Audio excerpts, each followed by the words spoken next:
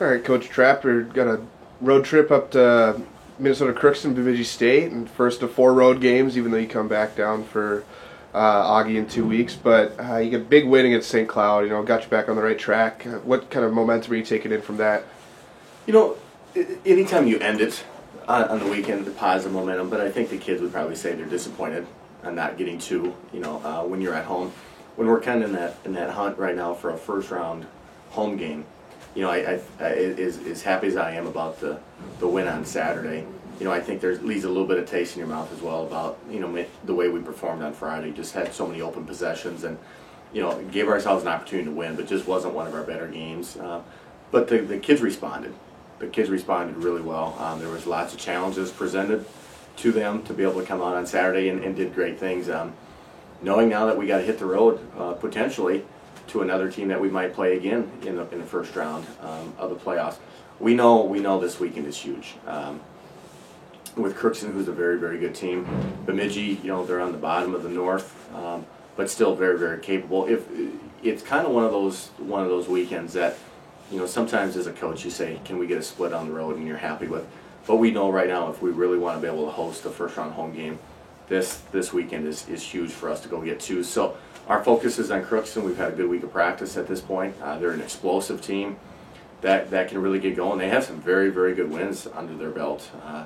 Beating Wayne State on the road, beating Mankato at home, had Augustana on the ropes, lost in overtime. So again, very capable basketball team. So hopefully we come out with a sense of urgency.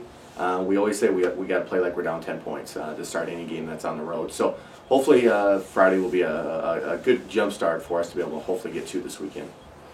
And coming off this past weekend, Taylor Varsho, huge game on Saturday, 17 points, 16 rebounds. She's one of the top rebounders in the conference despite being the only guard in the top 20. How does that help your transition offense? Because once it gets into a guard's hands without having an outlet pass. Yeah. Honestly, when we lost the 3 games before that, the Mankato, Concordia, and Duluth game, I think if Taylor sat in the seat, she'd probably sit there and say those weren't her best games either.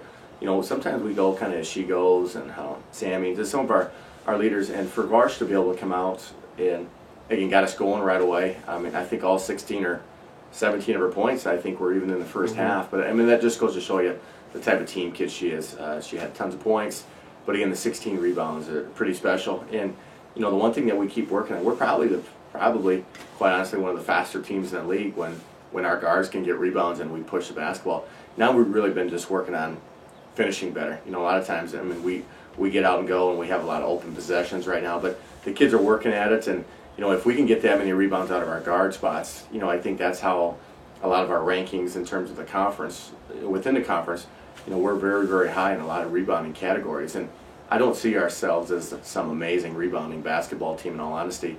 But I think when you look back at it and you see the job that Taylor Varsho and probably Marie Malloy does, just on the glass as 2 smaller guards, I think that's where it really kind of separates us once in a while.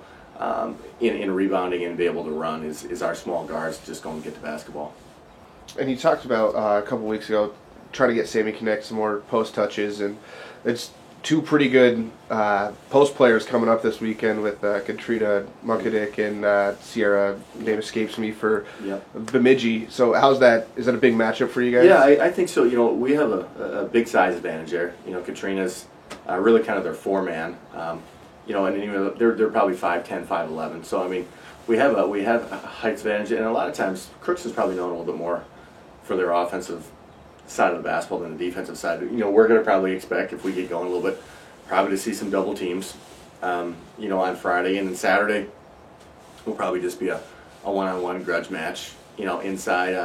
And even this past weekend, I thought Duluth did a really nice job of getting to a front, really sitting midline. So it was a little bit tougher to get some post touches, but we did get some in the second half where she played a very good basketball game. And then on Saturday, we probably saw that high 2-1-2, what they call the buzz defense, she's probably 75% of the basketball game. So not as always as easy to get the basketball inside against that, but when we needed points, they went man-to-man early in the second half, and I think we went inside 3 straight possessions, got three straight baskets. So, all the kids understand this is the time that we got to start playing better basketball.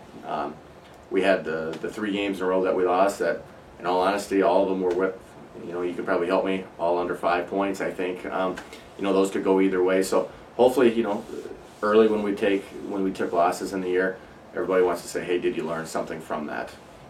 Well, that's what I sure hope our kids have.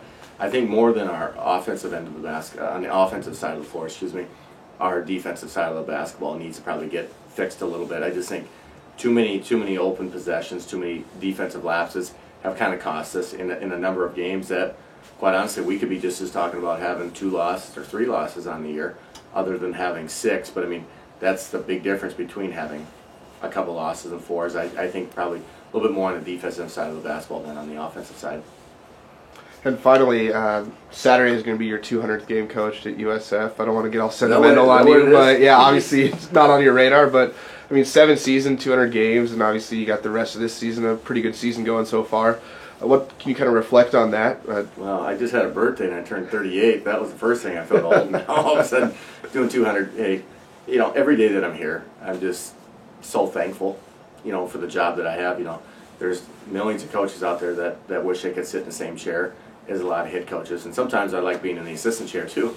But again, yeah, it's just a testament. It's a great school. I think that we're doing it the right way. We're building it the right way, and like I said, I sure hope that on your 200th that you get a win. Make that more memorable. I remember my 100th win was against Black Hill State, which was a special one to me because that's where I played college basketball. So, if there's one positive thing that can get taken out of your 200th, being all the way up north in Bemidji would be a W. But again, with only 3 weeks really to play in this season, our focus right now is playing the best basketball we can because this league is so wide open. And you sure hope that when the year's coming down to the final stretch, that your team is one of those teams that's playing the best basketball. And right now, I said we're on our way that way, but we just got to kind of get that 3-game losing streak out of our mind a little bit and just improve on how we lost those games. All right, thanks and good luck. Thanks, Eric.